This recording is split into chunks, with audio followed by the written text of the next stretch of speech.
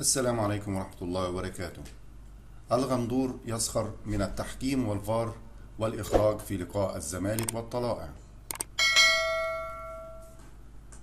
سخر خالد الغندور نجم الزمالك السابق من التحكيم والفار والإخراج في مباراة الزمالك أمام طلائع الجيش الذي خسرها بثلاثة أهداف مقابل هدف ليودع بطولة كأس مصر. وقال الغندور خلال تقديمه برنامج زملكاوي المذاع على قناة الزمالك: أشكر التحكيم المصري وتقنية الفار والإخراج المصري اللي بيخلي المشاهد مستمتع بالتصوير وبيعيد كل الكورة مرة واتنين وتلاتة. وكنت مستمع بمباراة الزمالك وطلائع الجيش، وأي كورة فيها شك بتتعاد مرة واتنين وتلاتة، والحكم بسم الله ما شاء الله مش بيطلع يتأكد من أي لعبة، واثق في كلام حكام الفار.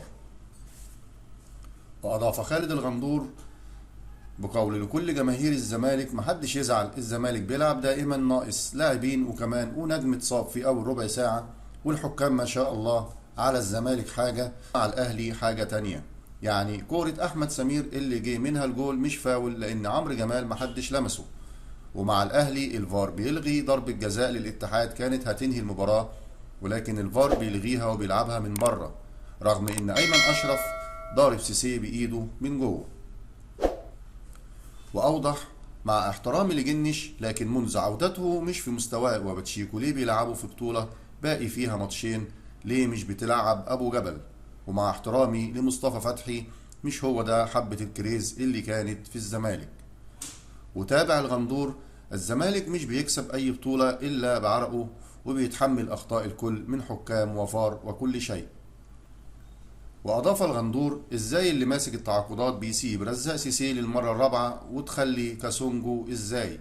وكمان بترجع حميد حداد وتسيب رزاق سيسي وأحمد رفعت نبيعه، وفي لعيبة كتير في الزمالك ليس لها دور. طيب أحمد رفعت ما ينفعش بديل قوي؟